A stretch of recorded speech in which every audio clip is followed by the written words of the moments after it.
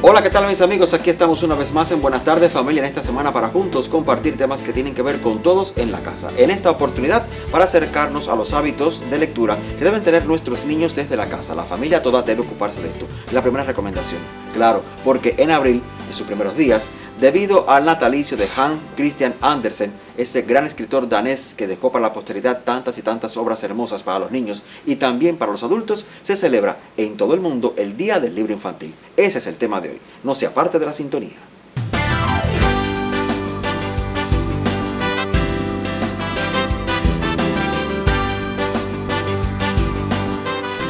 Aquí estamos con Orlando López, quien es escritor, también es escritor para la radio y la televisión, se ha sumado a esa familia. Pero escritor también lo ha conocido de obras infantiles y de literatura. Buenas tardes y bienvenido. Buenas tardes. Profesor también, ¿de qué enseñanza, Orlando? Bueno, hasta hace poco estuve trabajando en la Universidad de Granma, en el Departamento de Educación Artística, impartiendo varias asignaturas allí. ¿Y antes trabajaste en otra enseñanza como profesor de español y literatura? No, como profesor de español y literatura nunca. Yo soy graduado licenciado en Educación Plástica, pero bueno, desde hace mucho tiempo hago literatura. Ya, entonces, Orlando, hablemos a propósito del Día del Libro Infantil en los primeros días de abril, de esos hábitos que deben tener los niños desde la casa y siempre fomentado por la familia, que es algo muy importante. Por ejemplo, ¿tú recuerdas qué fue lo que leíste cuando eras niño? ¿Cuál era la tendencia de entonces? A ver, yo creo que cuando yo era muchacho, adquirí el hábito de la lectura precisamente porque mi mamá, sobre todo, que sí era maestra primaria, nos leía, no solamente a mí, a mis hermanos también nos leía cuentos infantiles. Y siempre hubo esa oportunidad en la casa de tener esa guía, ¿no?, de mi mamá en este caso. Las aventuras de Tom Sawyer, recuerdo muy bien, Colmillo Blanco, no sé, este tipo de literatura. Cosas que a veces veíamos de la literatura llevadas al cine, que eso ayudaba mucho también en el medio audiovisual, pero otras cosas, dime, que recuerdes. También, por supuesto, leíamos a José Martí. Nos leíamos La Edad de Oro, y no lo digo por cliché, sino porque en la casa se prestaba para eso la vocación. Y también los cuentos orales, ¿por qué no?, que nos hacían antes de dormir. La tradición oral es muy importante en la literatura infantil, y esos cuentos pues llegaban a través de una especie de ritual, ¿no?, cuando nos íbamos a quedar dormidos. Sí, qué lástima que hoy en día sea más bien un teléfono, duérmete. Y no esa tradición tan importante donde tú escuchas la voz de tu mamá, de tu papá, de ese pariente, el ritmo, la cadencia y la pasión con la que se cuenta. Pero bueno, teniendo en cuenta los desafíos de hoy en día, de los cuales también nos servimos nosotros para nuestro trabajo, porque no es negar la tecnología, sino saberla utilizar en función de esto. Por ejemplo, ¿qué recomiendas que hoy en casa se fomente en el hábito de lectura para los niños? ¿Qué leer hoy, por ejemplo? A ver, yo creo que la lectura siempre va a ser un acto de libertad incluso para los niños, ¿no? Sí. Sobre todo elegir. Y la literatura infantil es muy compleja y en la actualidad tiene muchos matices. Se han incorporado muchos elementos que antes eran tabúes, con temas como incluso el alcoholismo, el divorcio, la muerte, ya forman parte de la literatura infantil porque los niños no están en una hornalla de cristal, no se pueden desarrollar alejados del entorno y del mundo que les rodea, y son cosas que ellos están viendo. Me vienen a la mente, por ejemplo, escritores como Eduard Encina, de Contramaestre, que ya falleció, y sin embargo nos deja uno de los libros más importantes quizás de poesía, donde toca todos estos temas, incluso la homosexualidad, desde una perspectiva infantil. Yo creo que también juega un papel muy importante, no solo la familia, como tú me preguntabas al inicio, sino la escuela. Mucha de mi motivación vino de la escuela, porque los maestros que yo tuve en primaria, los maestros que tuve en esos momentos, tercero, cuarto, quinto grado, que ya uno va adquiriendo un poquito más de conciencia de lo que uno lee y de disfruta, porque la lectura es para disfrutarla, nos mostraron ese camino en ese momento. Habría que ver cuánto puede motivar hoy un maestro de primaria en el complejo contexto que tenemos, donde la audiovisualidad ejerce una tiranía insoportable, por decirlo de alguna manera. Así mismo. Tanto desde la fotografía como desde los videos, los reels, los shorts que se suben a internet, y cuánto ha perdido entonces el libro en ese campo, ¿no? ¿El libro físico? ¿Eres defensor del libro físico o también estás de acuerdo en que podemos utilizar esa avalancha de tecnología en el libro virtual? Claro, yo creo que las dos cosas valen. Sí. Yo prefiero el libro físico, si me preguntan. Sí, lo preferimos. Efectivamente. Pero la cuestión es leer y ser selectivo con lo que se lee, porque no todo lo que se publica tiene buena calidad siempre. Sí. En internet hay de todo, pero ¿qué es aquello que es educativo? ¿Qué es aquello que le está aportando al niño para desarrollar su fantasía, para desarrollar sus valores, para desarrollar la creatividad? Eso es algo que tiene que ver con el adulto, porque escribir y seleccionar lo que se lee muchas veces es complejo, porque el escritor infantil tiene que escribir no solamente para el niño, tiene que escribir para el padre, porque muchas veces es el padre quien compra el libro del niño, y si al padre no le gusta, ya no se lo transmite al niño, y si el padre no tiene tampoco esos hábitos de lectura, como decíamos en la familia, pues es lo que va a heredar el niño también. Traspasando un poquito ya las barreras de lo infantil, de esa primera enseñanza, vámonos al tema de los adolescentes, que es tan complejo. Ahora mismo en este entorno, por ejemplo, cómo orientar un hábito de lectura que debiera venir de la niñez, continuar en la adolescencia. Yo creo que Calendario fue un buen ejemplo de cuánto puede hacer una persona, una maestra o un profesor creativo en un aula. De cuánto puede llamar la atención, porque lo importante no es que se lea en físico o en digital, sino qué se lee y qué es lo que está aportando, como decía ahorita. Entonces yo creo que la orientación viene fundamentalmente a partir de ahí, de la utilidad de las cosas. Si las cosas no nos son útiles, no las vamos a aprender, no las vamos a necesitar. Entonces hay que demostrar en primer lugar eso. ¿Es necesario leer? ¿Por qué es necesario leer? Ahí es donde viene la primera pregunta y el primer cuestionamiento para todos, ¿no?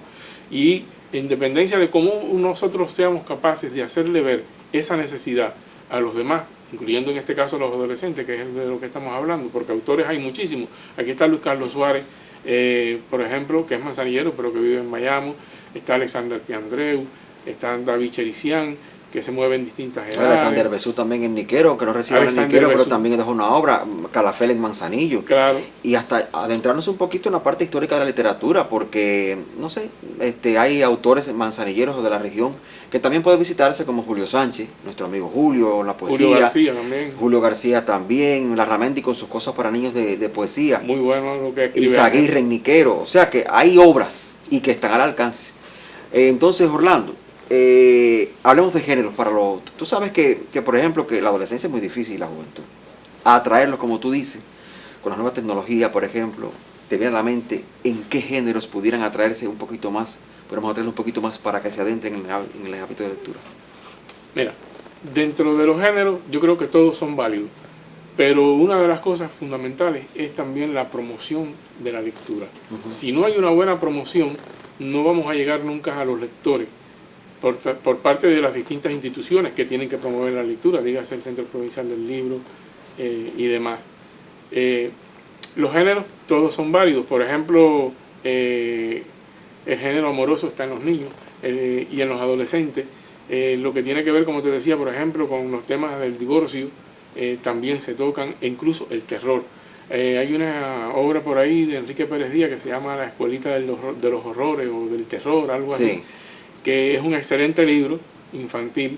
Y bueno, me viene a la mente, por ejemplo, también de mis lecturas de la adolescencia, tanto lo cómico como lo de terror, como te decía ahora mismo. Por ejemplo, yo me leí el de Camerón y yo disfruté muchísimo. ¿A qué edad te lo leíste? El de Camerón. ¿A qué edad te lo leíste? A los 13 o 14 años me leí. ¿Y lo entendiste en ese momento, el de Camerón? A ver, yo creo que el problema es que los libros hay que leerlos más de una vez. Exacto. Y con diferentes edades. Me leí también a Edgar Allan Poe.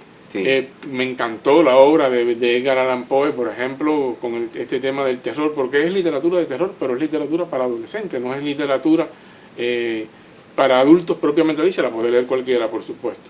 Pero sí, a los libros hay que volver una y otra vez. Hace poco me volví a leer, ya hablando, por ejemplo, del hecho de releer, me volví a leer Crónica de una muerte anunciada de Gabriel García Márquez y le vi otras cosas que no le vi al principio. Entonces, siempre es bueno volver a leer y ver lo que ya hemos leído y lo que hemos visto. Hablando de recapitular, como tú decías, ¿qué crees de la reedición? Por ejemplo, hablemos de lo nacional. Hemos tocado poco la literatura nacional.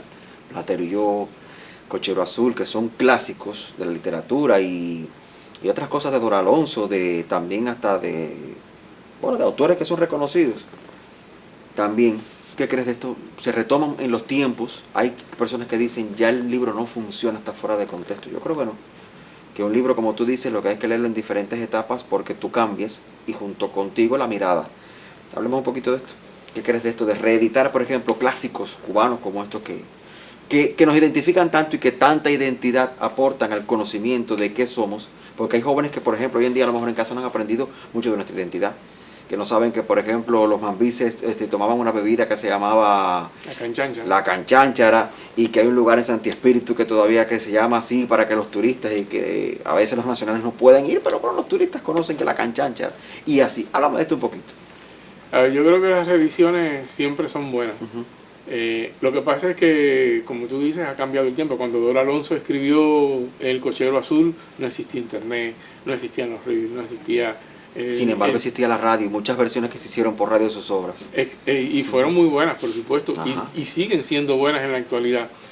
De hecho, por ejemplo, cuando un grupo de teatro va a montar una de estas obras, las recontextualiza, por decir de alguna manera. Claro, porque hay que tener elementos, exactamente lo que decimos gancho dramatúrgico, ¿no? Que casi siempre tienen que ver con elementos de la actualidad. Claro, pero siempre es bueno, sobre todo, hacerle ver a los niños y los adultos, ¿no?, que los clásicos son indispensables. De ahí nació todo, de aquel Pelusín del Monte, no sé, de esto que estamos hablando de Dora. De ahí nació prácticamente lo que es la literatura infantil nuestra. Y también clásicos de los medios audiovisuales, como aquella adaptación de El Mago de Oz que se hizo acá con, no recuerdo bien ahora, tenía que hablar con Los Molinos. Sé que se hizo, la vi cuando pequeño en la televisión, dirigida por Oscar Luis López, el grande de la radio, que luego dirigió Voces para la televisión. Entonces casi estamos terminando este encuentro que siempre tenemos acá en Buenas Tardes Familia Orlando. Hoy precisamente hablando del Día del Libro Infantil, pero de los hábitos que deben fomentarse desde la casa, desde la familia, en los pequeños, en los adolescentes y luego también en la adultez, los que van a perdurar en la adultez para seguirlos transmitiendo de generación en generación. Un consejo final para la familia manzanillera, teniendo en cuenta este tema que hemos abordado. A ver, si yo fuera a dar un consejo, diría siempre que le lean a los niños, que le lean mucho, y que les permitan también escribir. Nosotros tenemos aquí ahora mismo también en Manzanillo un aula de poesía, que radica en la Casa de la Cultura, la lidera Susel, en este caso, Susel Ortiz, escritora, y allí hay un proceso de formación también donde muchos jóvenes de distintas edades están incidiendo en la literatura. Por tanto, los niños también, además de leer, pueden escribir, porque eso también desarrolla su imaginación. Ya que después sea escritor o no, ya eso es otra cosa. O eternos lectores, eso ya es eternos lectores, efectivamente. Pero contribuye a la creación del público y a la comprensión de la obra. Bueno, pues entonces gracias, Orlando, por estar con nosotros acá en este pequeño encuentro que siempre tenemos cada semana para hablar de la familia, para hablar acerca de cosas tan importantes como el hábito de lectura, que tan buena ortografía, tan buena redacción y tan buena expresión nos brinda a todos nosotros. Gracias por estar acá, Orlando López, escritor también de nuestra ciudad de Manzanillo, de la radio, la televisión y de la literatura. El profesor también, como bien dijo, graduado en artes plásticas. Así que gracias por estar con nosotros y así nos despedimos hasta la próxima semana.